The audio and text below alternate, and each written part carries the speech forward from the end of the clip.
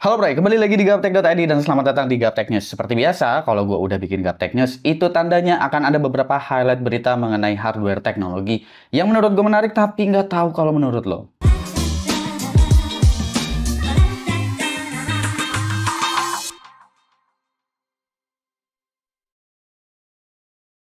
Oke, untuk highlight di Gaptek News kali ini sebetulnya nggak ada banyak, tapi setiap pembahasannya kayaknya bakalan dibahas lumayan panjang. Terutama untuk highlight yang pertama ini, mengenai permasalahan Intel Baseline, yang sebetulnya udah dari kemarin-kemarin ini masalah, udah berlarut-larut gitu.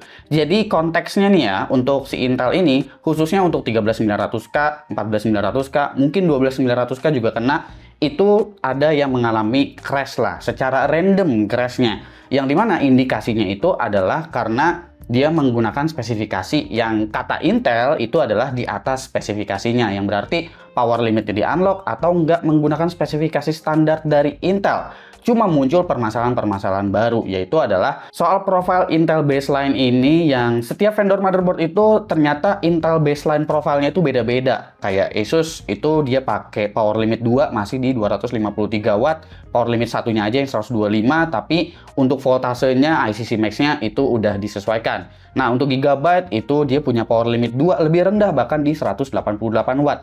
Jadi ngebikin performance-nya tiap vendor motherboard ini Intel Baseline memang agak membingungkan. Nah, di highlight Gaptek News yang mau gue sampein ini, ternyata Intel tuh bakalan ngasih deadline nih untuk vendor-vendor motherboard untuk bikin Intel default profile yang memang bener-bener sesuai dengan standarnya si Intel. Cuma permasalahannya adalah standar dari Intel ini yang diminta ternyata adalah power limit 1 di 125 watt dan power limit 2-nya di 188 watt.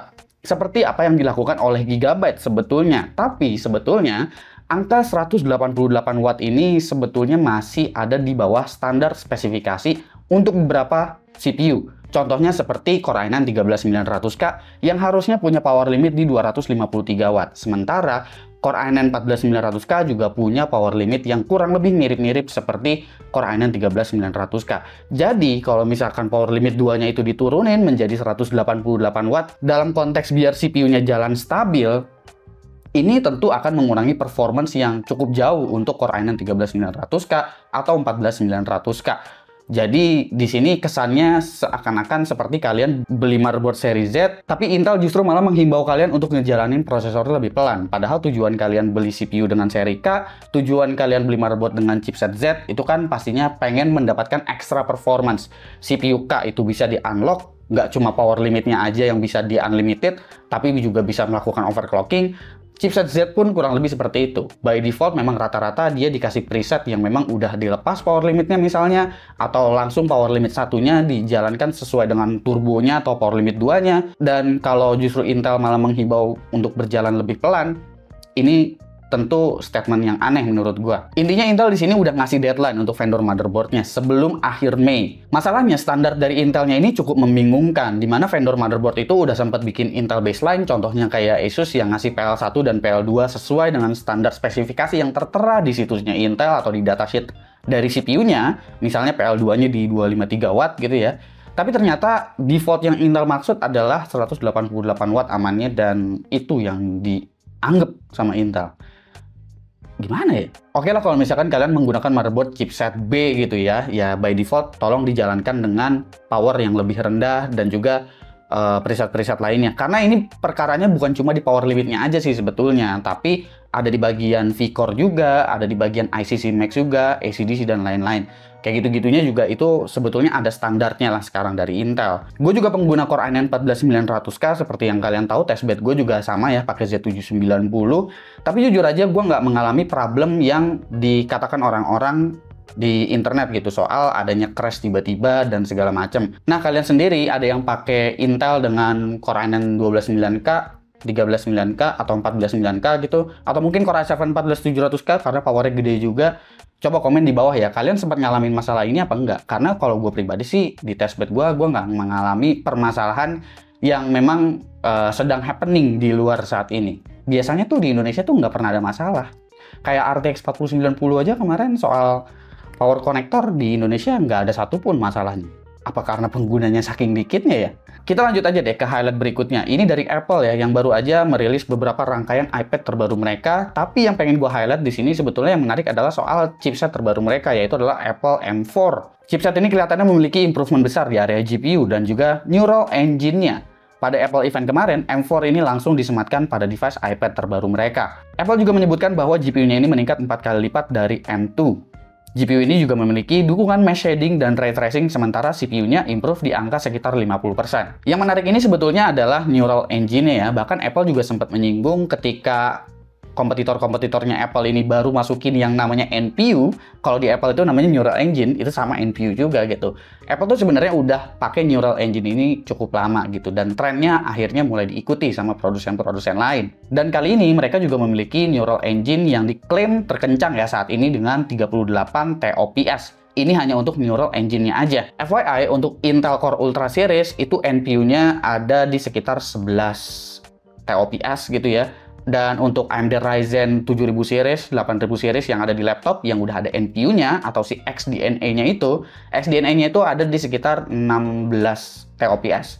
Meskipun kalau digabungin jadi Ryzen AI itu diklaimnya mencapai 34 atau 36 gitu. Yang lebih asiknya tuh Neural Engine Apple ini kelihatan udah sangat matang ekosistemnya, sehingga penerapannya emang udah benar-benar bisa digunakan. Contohnya seperti pada demo mereka untuk AI yang bahkan udah bisa buat video editing di Final Cut. Selain itu, chip ini juga memiliki engine untuk display, khususnya untuk OLED. Jadi terdapat engine untuk dukungan adaptive refresh rate pada OLED-nya, serta kompensasi dari brightness dan warnanya. Harusnya sih chip ini nggak bakalan masuk di iPad doang ya, tapi di MacBook juga, karena ya biasanya kayak begitu. Selanjutnya adalah APU Strix Point AMD yang bakalan diumumkan pada Computex 2024. Nggak cuma memperkenalkan arsitektur Zen 5, AMD juga kelihatannya betul-betul udah menyelesaikan arsitektur ini dan siap dipasarkan beserta dengan APU. Jadi nggak cuma Ryzen 9000 series yang ada di desktop aja nih kayaknya pada Computex 2024 nanti. Karena untuk Strix Point ini sebetulnya ini bukan APU untuk di desktop, melainkan ini adalah APU untuk di platform mobile alias di laptop. Strix Point ini juga kelihatannya bukan refresh ya, karena dikabarkan akan pakai arsitektur Zen 5 juga untuk CPU-nya. Lalu iGPU-nya sendiri menggunakan arsitektur RDNA 3,5. Sepertinya juga di sini AMD udah menemukan cara bagaimana si iGPU-nya ini bisa memiliki compute unit yang lebih banyak untuk sebuah APU nanti gitu ya, karena info-infonya sih katanya itu untuk compute unitnya bisa ada 16 dalam satu package, yang dimana sebelumnya tuh sekitar 12 ya kalau nggak salah, berarti selisih 4 compute unit. Dan itu kalau performance-nya mirip-mirip aja itu bakalan jadi menarik banget gitu, karena dari 12 naik ke 16 bakalan gila sih. Nggak cuma si iGPU-nya aja yang compute unitnya naik, tapi untuk CPU pun itu core-nya bahkan bisa disematkan hingga 12 core untuk si Strix Point ini. Menarik banget nih kayaknya kalau ada di handheld baru ya. Dan terakhir ini highlight dari Nvidia ya, yang kabarnya bakalan rilis RTX 5080 duluan ketimbang RTX 5090. Tapi untuk yang satu ini rilisnya tuh bukan di Computex, tapi di akhir tahun 2024 katanya. Jadi kemungkinan bakalan ada GTC lagi. Biasanya sih sekitar bulan September atau Oktober ya Nvidia ngadain kayak begini. Dan sebetulnya Nvidia juga ada keynote nanti di Taiwan, tapi ini keynote sebetulnya kayak mendadak banget tanggal 2 Juni. Jadi gua udah pasti berangkat ke Taiwan untuk Computex 2024, cuma gua nggak bisa hadir nih untuk keynote dari Nvidia. Padahal gue pengen banget ngelihat keynote-nya Nvidia ini, kira-kira bakalan diperkenalkan apa aja. Dan gue yakin sih at least paling enggak arsitektur bakalan dikenalin di keynote-nya itu pada tanggal 2 Juni 2024. Agenda ini sebenarnya di luar Computex 2024 ya.